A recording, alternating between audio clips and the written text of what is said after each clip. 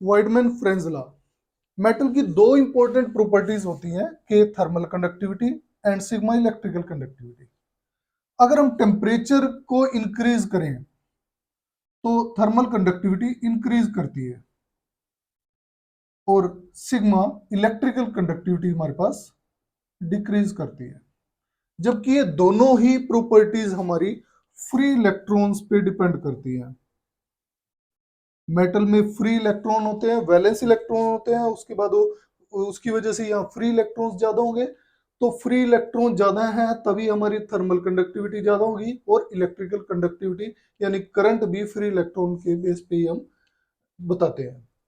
Okay, अब ऐसा क्या है कि जब टेम्परेचर इंक्रीज कर रहे हैं हम तो थर्मल कंडक्टिविटी इंक्रीज होती है, जबकि इलेक्ट्रिकल कंडक्टिविटी डिक्रीज करती है। जैसे ही हम टेम्परेचर को इंक्रीज करते हैं, सपोज ये हमारे कोई मेटल की रॉड, जैसे हमने लास्ट अपने लेक्चर में बताया था।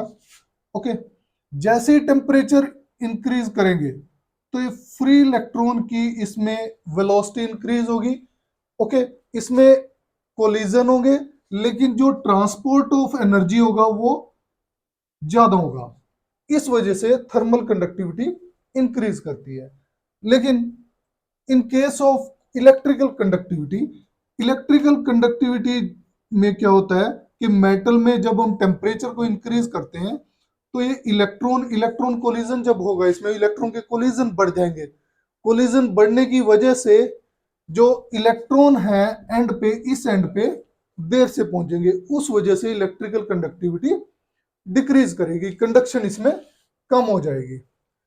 इस केस में ट्रांसपोर्ट ऑफ एनर्जी बढ़ जाता है वेलोसिटी बढ़ने की वजह से। इसमें कोलिजन की वजह से जो इलेक्ट्रॉन है वो यहां तक लेट पहुंचेंगे, इसलिए कंडक्शन जो है वो कम होती है, इलेक्ट्रिकल कंडक्शन डिक्रीज हो जाती है। वाइडमैन और फ्रेंज ने इस बिहेवियर को एक्सप्लेन करने के लिए मैथमेटिकली एक रिलेशन दिया था, जिसको हम वाइडमैन और फ्रेंज लॉ बोलते हैं।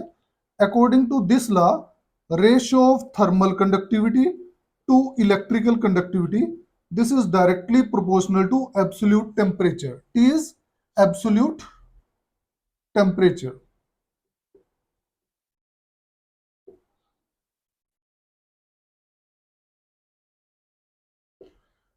And from here, K upon sigma into T equal to L, where L is constant of proportionality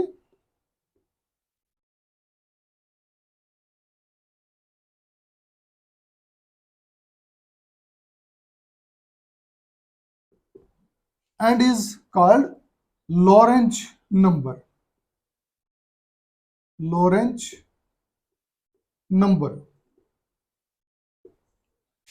Lorentz ने 1881 में ऑब्जर्व किया कि के अपॉन सिग्मा टी की वैल्यू बहुत सारे मेटल्स के लिए, for many metals, comes out to be same, same आती है, इसलिए इसको लॉरेंज नंबर का नाम दिया था। नाउ के और सिग्मा की वैल्यू, थर्मल कंडक्टिविटी और इलेक्ट्रिकल कंडक्टिविटी की वैल्यूज ये होती हैं। ये मैंने आपको पिछले वीडियोस में एक्सप्लेन की थी, सारे ड्राइव की हुई है, इनके लिंक आप डिस्क्रिप्शन में देख सकते हो दोनों के। ओके, अब यहाँ पे मैंने थर्मल कंडक्टिविटी जब पिछले लेक्चर में एक्सप्लेन किया था, वहां पे ये 12 ली थी इसकी लेंथ टोटल, जो मेटल की रॉड ली थी, और ये हाफ मिड पॉइंट पे लिया था हमने, इसको एल माना था। इस एल को हम मीन फ्री पाथ लैम्डा भी बोलते हैं। इलेक्ट्रॉन के केस में एक्चुअली इसको हम डिस्टेंस को मीन फ्री पाथ बोलते हैं। Lambda is mean free path. Okay, अभी ये एल और इस एल में कंफ्यूजन न हो, इसलिए मैंने इसको यहां पे लैम्डा से रिप्लेस किया है। Okay, now from equation number 2 और 3 दोनों को डिवाइड कर देंगे, k upon sigma equal to 1/2 n v bar, k भी बोल्ट्जमैन कांस्टेंट होता है, इंटू लैम्डा अपॉन एन ई स्क्वायर टाउ इंटू एम। ये n से n कैंसिल हो गया, तो ये हमारे पास आएगा 1/2 m v बार के B into lambda upon e square into tau. इस रिलेशन से हम लेमडा अपॉन टाउ को एलिमिनेट करना चाहते हैं। तो हमें पता है वेलोसिटी इलेक्ट्रॉन के केस में क्या होती है, lambda upon tau, distance upon time, और लैम्डा हमारा मीन फ्री पाथ, जैसे मैंने पहले बताया आपको, mean free path, and this is relaxation time.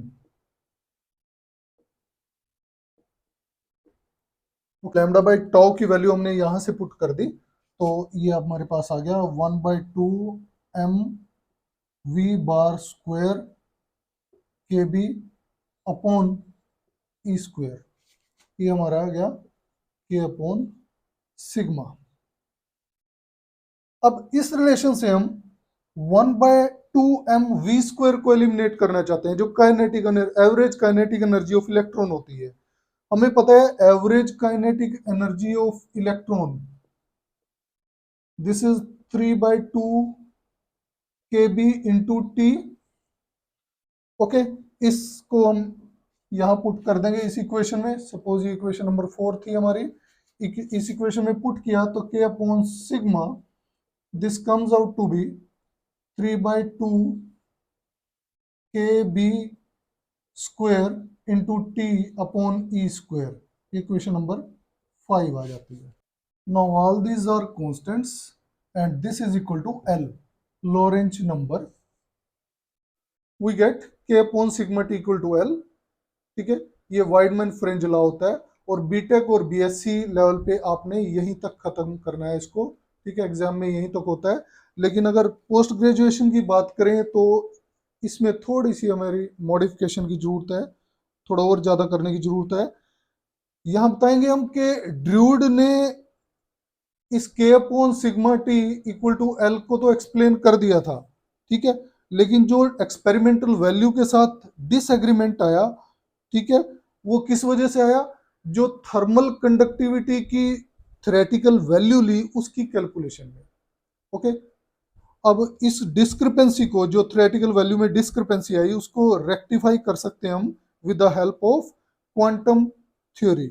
Okay, now based on the quantum theory, thermal conductivity in metal is modified. ठीक है, और कैसे मॉडिफाई हुई, वो by considering the electronic specific heat, और उसको हम रिप्रेजेंट करते हैं K equal to n pi square के B square t into tau upon 3n।